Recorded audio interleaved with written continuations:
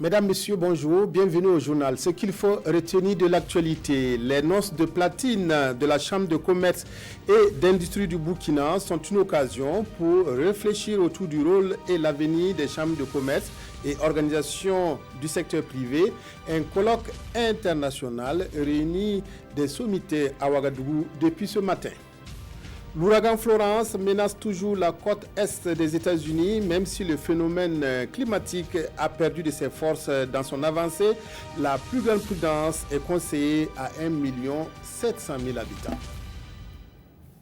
Des affrontements se sont produits hier entre Kogoloyogo et Dozo à Karangasso-Vigué, une commune rurale située à une soixantaine de kilomètres de Bobo-Dioulasso dans le Oué. Des affrontements qui ont eu lieu sur un site d'orpaillage où était installé un quartier général des Kogoloyogo. Le bilan fait état de 3 morts et d'une dizaine de blessés. Des poissons ensémassés pour lutter contre les algues, nouvelle trouvaille de l'Office national de l'eau et de l'assainissement qui a organisé une visite guidée hier à Ziga. Cette trouvaille est destinée à purifier l'eau en amont avant qu'elle n'atteigne la station de traitement.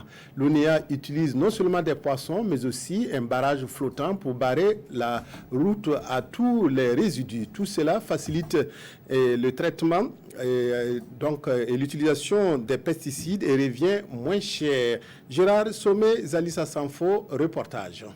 Des poissons ensemencés, puis utilisés comme des antidotes contre la pollution de l'eau brute. Nous sommes au barrage de Ziga et l'Office national de l'eau et de l'assainissement montre à ses visiteurs ces nouvelles techniques naturelles pour purifier l'eau avant qu'elle n'arrive à la station de traitement. Et ces méthodes naturelles sont diverses et variées. Ici, c'est un barrage flottant qui barre la voie à tous les résidus susceptibles de polluer l'eau brute. Le barrage flottant, il est placé là-bas tout simplement pour pouvoir arrêter de façon systématique tous les polluants dont la densité est inférieure à celle de l'eau. Parmi ces polluants, il y a les hydrocarbures qui sont des polluants chimiques. Il y a les polluants biologiques. Une fois que cette eau n'est pas purifiée et qu'elle arrive à la station de traitement, il faut beaucoup de produits chimiques. Et ces produits chimiques, non seulement ça coûte cher, mais aussi ces produits chimiques créent ce qu'on appelle des rémanents. Ces rémanents aussi ne sont pas compatibles comme ça à l'homme. Autre moyen naturel pour protéger le barrage et lutter contre la pollution, c'est le reboisement. Et l'ONEA s'y est investi depuis 2010. Aujourd'hui, ce sont 20 000 plants qui sont mis en terre par des familles et les amis de l'ONEA. Les enfants d'abord, c'est un parc des familles et des amis de l'ONEA qui se crée ici aujourd'hui. Ces arbres que nous plantons protègent naturellement le barrage parce que c'est l'écoulement des eaux qui amène la boue dans le barrage. Lorsqu'il pleut, vous voyez, c'est une grande pente, l'eau coule directement vers le barrage. Et en coulant, ça entraîne la boue avec elle qui va combler le fond du barrage, si bien que si on ne fait rien, d'ici 20-30 ans, le barrage de Ziga sera ensablé comme le barrage de Ouagadougou. Et le directeur général promet que tous les 7 barrages à ciel ouvert, utilisés par ses services pour disponibiliser l'eau potable aux consommateurs, bénéficieront d'une installation de barrages flottants. Déjà, en plus des Ziga, on retrouve ces barrages flottants sur le fleuve Mouhoun à Koudougou et à Lumbila. Les chenilles légionnaires ont fait leur apparition dans de nombreuses communes des Cascades au cours de cette campagne agricole. Elles ont été combattues par des actions multiformes, mais le phénomène de chenilles venues d'Amérique persiste dans certaines localités comme Tiefora et Sideradougou. Le bilan est mitigé donc dans la lutte contre les chenilles légionnaires. Hassan Gourabou Moumounibaro, reportage. Il y a des mois de cela, ces champs de maïs étaient complètement envahis par les chenilles légionnaires. Aujourd'hui, avec le combat, le propriétaire du champ a pu retrouver la quiétude. Le maïs est en ce moment au stade de maturation grâce aux différents traitements. L'année dernière, nous avons souffert à cause des chenilles. Nous n'avons pas trouvé une solution à cela. Cette année, les produits qui ont été indiqués pour la lutte, nous les avons utilisés avec succès. Les produits ont fait leur effet et le résultat prouve que les producteurs ont bien suivi les conseils des encadreurs. Avec les différentes sensibilisations et avec la disponibilité du produit, Et on a pu contrecarrer un peu avec les producteurs. Et quand vous visitez le champ, vous allez voir que le taux d'infestation, ça ne peut pas disparaître complètement, mais le taux d'infestation a quand même sensiblement diminué. Contrairement à la zone de Soubarniendougou, où la lutte a porté fruit, ce n'est pas encore le cas dans la bande de la commune de Tchefora à Sideradougou. Les producteurs dans ces localités sont dans l'impasse, ne sachant pas quoi faire. C'est le cas de Pelé Sori, propriétaire d'un domaine de 26 hectares de maïs dans le village de Kankounaba, dans la commune de Tchefora. J'ai cultivé 26 hectares de maïs. Tout est détruit. Je ne sais pas quoi faire. J'ai environ 70 bouches à nourrir. Ces chenilles auront sans doute un impact négatif sur les récoltes, selon les techniciens qui déplorent le non-respect des conseils donnés. Les producteurs n'ont pas fait une semis groupée. Ça, c'est un. De deux, les producteurs ne mènent pas la lutte de façon groupée. Et troisièmement, il y a la majeure partie aussi des producteurs aussi ne viennent pas acquérir les informations nécessaires pour pouvoir en tout cas trouver des produits efficaces pour lutter contre cette chenille. Parce que cette chenille, quoi qu'on le dise, c'est une chenille qui se camoufle dans les feuillages du maïs. Donc il faut un produit systémique pour pouvoir lutter contre cette chenille. Cette année, des milliers d'hectares de maïs ont fait l'objet d'attaques des chenilles légionnaires dans la région de Cascades. La lutte a été engagée pour éradiquer ce fléau et quelquefois avec des résultats décevants à certains endroits, mais aussi des succès engrangés dans d'autres localités. Lorsque nous avons fait le point, parce que les équipes ont sillonné, on a déterminé pratiquement 18 000 hectares infestés. Et sur les 18 000 hectares infestés, il y a pratiquement 15 000 qui ont été traités, bien sûr avec l'appui du dispositif d'appui conseil, mais également par l'action même des producteurs eux-mêmes. Globalement, le directeur régional de l'agriculture de Cascades rassure que les efforts sont faits. Il pense aussi que les années à venir, la lutte sera plus efficace avec les différentes sensibilisations prévues. Relayer et transmettre l'information transparente et saine sur l'activité minière et la protection environnementale, mission confiée à une trentaine de journalistes. Ces zones de médias qui viennent des zones minières et de Ouagadougou bénéficient depuis hier d'une formation organisée au sein d'une structure dénommée Action des journalistes sur les mines. Ces journalistes seront mieux imprégnés de l'exploitation minière. Aziz Yagibou, Vincent Tiendrebéou. L'oreille attentive, les journalistes s'intéressant au domaine des mines veulent mieux cerner les textes qui encadrent l'activité minière au Burkina. Une activité aux conséquences énormes sur l'environnement physique et social, la pollution de l'air, la dégradation du couvert végétal, des sols et des eaux, les pertes d'infrastructures socio-collectives et de terres cultivables et habitables, les nuisances sonores liées notamment à l'utilisation d'explosifs sont autant d'incidences dont la gestion fait appel à des lois et codes. Nous avons décidé cette fois-ci de mettre l'accent sur l'environnement parce que la préservation de l'environnement aujourd'hui peut contribuer au bien-être des générations futures. Donc nous aurons des communications sur le droit à l'environnement, nous aurons des communications sur la gestion de l'environnement au niveau d'une mine.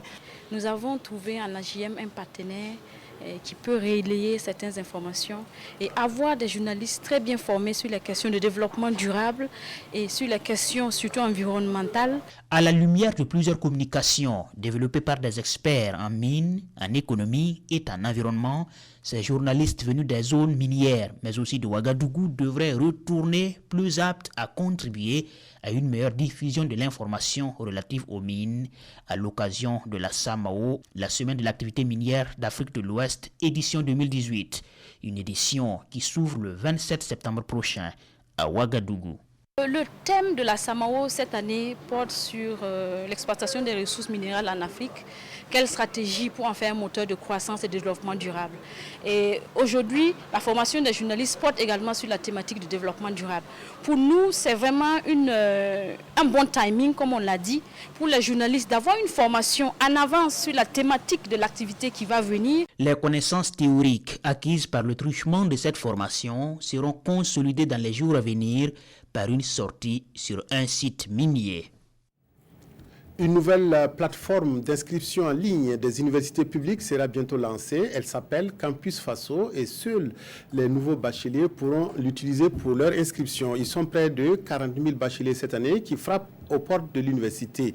Le portail d'inscription possède toutes les dispositions de sécurité, ont précisé les responsables du ministère de l'enseignement supérieur qui ont animé hier une conférence de presse. Moussa Ouedraogo, Oumar Zomri.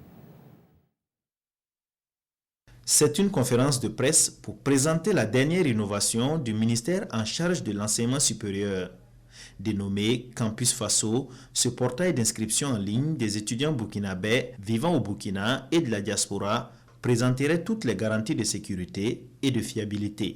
Dès que vous lancez le lien, vous allez voir en fait le S qui est à côté. Ça c'est le minimum, on va dire que c'est vraiment un minimum en fait du niveau de sécurité en fait qui a été implémenté sur la plateforme. Donc ça c'est un garde, il faut qu'on s'est donné de 1.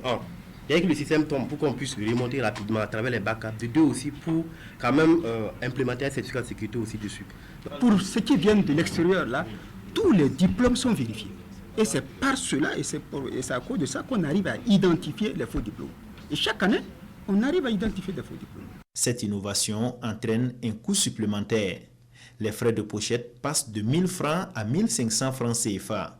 L'inscription à l'université reste toujours à 15 000 francs CFA. Pour multiplier leurs chances d'accéder à une des universités, les étudiants peuvent s'inscrire dans les 18 universités publiques du pays. Malgré tous les choix que l'étudiant a effectués, il peut arriver qu'il ne soit même pas orienté. Il a demandé 18, il a fait 18 choix. Il se trouve qu'il a été racheté par 10-0-0. Et tous les 18 choix qu'il a demandé, il n'a pas été retenu. Donc c'est sûr que cette situation s'est présentée. Comme on a aussi vécu l'expérience, on a essayé aussi de prendre l'expérience ailleurs. Et ça, il y aura des sessions, on va dire des sessions spéciales. À tous les coups, ça va arriver que les gens ne soient pas retenus. Et comme la politique du ministère, c'est que tous les étudiants soient orientés dans les universités publiques du Burkina. Donc certainement, il y aura quand même de la place pour tout le monde. Estimé à près de 40 000, seuls les étudiants détenteurs du bac 2018 sont autorisés à prendre part aux inscriptions en ligne. La plateforme Campus Faso sera ouverte du 21 septembre au 7 octobre 2018. Venons-en maintenant aux 70 ans de la Chambre de commerce et d'industrie du Burkina. Célébrée cette année pour marquer d'une pierre blanche ce jubilé de platine, la CCB organise un colloque international sur le rôle et l'avenir des chambres de commerce et d'industrie et organisations intermédiaires du secteur privé. L'ouverture des travaux de ce colloque a été présidée ce matin par le Premier ministre Paul Kabatieba. Reportage Kosoun Koulibaly, Estelle Judith Assogba. La Chambre de commerce et d'industrie du Burkina Faso a 70 ans. 7 décennies de vie active caractérisée par une recherche continue de services innovants adaptés au profit des opérateurs économiques. Face aux nombreuses mutations qui se présentent à l'institution, il est question ici pour les acteurs économiques de voir ensemble comment s'organiser pour être au diapason de cet environnement.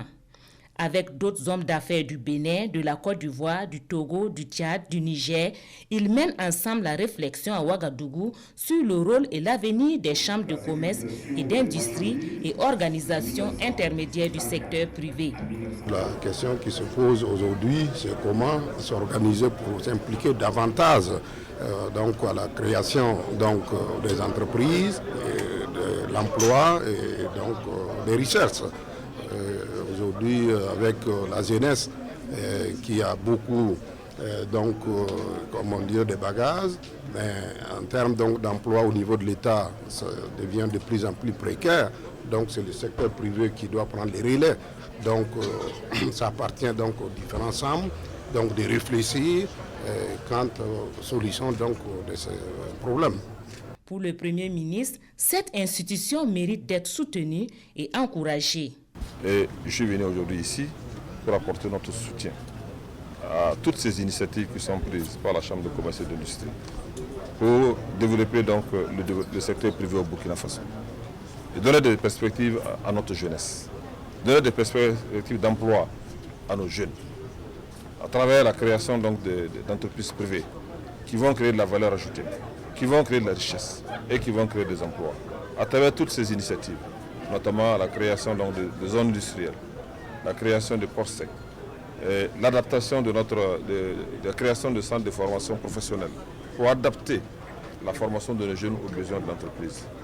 La relance économique sera aussi au menu de cette rencontre et ces hommes d'affaires auront des propositions idoines à faire au gouvernement dans ce sens. L'ouragan Florence s'apprête à frapper la côte est des États-Unis où plus d'1 million de personnes ont été priées de quitter leur maison pour des abris plus sûrs. L'ouragan qui a été rétrogradé de la catégorie 4 à 2 demeure toujours dangereux. Si les vents ont baissé en intensité, les pluies écrues risquent de causer bien des dégâts. De catégorie 4 à 3 puis 2, l'ouragan Florence a perdu de sa puissance et vient d'être rétrogradé par l'Institut américain de surveillance. Mais les services d'urgence de la côte est des États-Unis sont formels. Dans quelques heures, quand Florence frappera, ce sera comme recevoir un uppercut de Mike Tyson. 1 700 000 personnes ont été sommées de se mettre à l'abri. Le temps presse pour partir. À un moment donné, les routes seront de nouveau inversées. À un moment donné, les sauveteurs ne pourront plus sauver personne car ils devront eux aussi se mettre à l'abri. Donald Trump lui-même est monté au créneau pour tenter d'accélérer les évacuations. Ne restez pas sur son chemin, rien ne sert de défier cet ouragan, rappelait le président. Les premiers effets vont se faire sentir dès aujourd'hui. Florence devrait sévir dans les terres samedi et dimanche. Si les vents ont baissé en intensité, les pluies et les crues risquent d'être catastrophiques, selon les autorités américaines. Les habitants se sont préparés au mieux. On a essayé de s'assurer d'avoir suffisamment d'eau et de nourriture, de piles, de batteries, des radios, des kits de première urgence. On s'est équipé pour être en sécurité et pour garder nos animaux aussi en sécurité. Il y a encore quelques heures, des Américains téméraires se trouvaient toujours sur les plages de Caroline du Nord, mais la houle était déjà forte.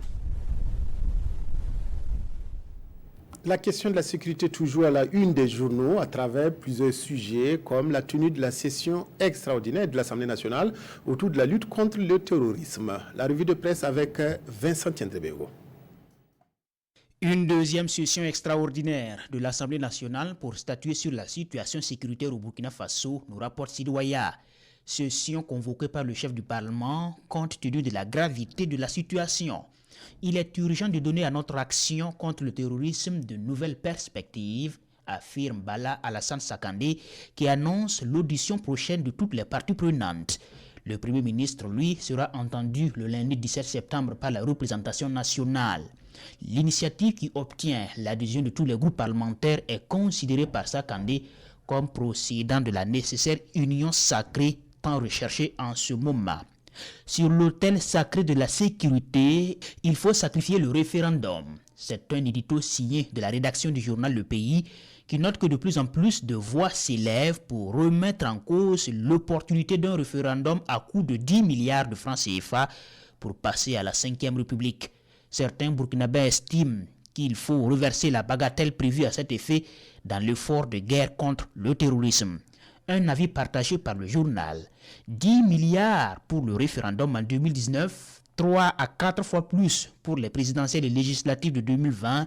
Cela relève d'un luxe pour le Burkina Faso, clame le journal. Engager une concertation avec les différentes composantes de la société burkinabé en vue de dégager un consensus autour de la voie parlementaire pour adopter la nouvelle constitution, telle est la recommandation du pays. Et il faut instaurer l'état d'urgence dans les régions agressées. Conseil d'un général. En effet, dans une interview évoquée par plusieurs journaux et reprise par Aujourd'hui au Faso, Djibril Bassolé affirme qu'il paraît utile d'envisager les dispositions juridiques et administratives pouvant aller jusqu'à l'instauration de l'état d'urgence dans les régions durement affectées par les agressions terroristes multiformes. L'administration d'État et les services sociaux de base doivent fonctionner à tout prix, déclare le général actuellement poursuivi par la justice burkinabé. C'est tout pour cette édition de 13h sur la RTB. Merci de votre aimable attention. Excellent après-midi à toutes et à tous.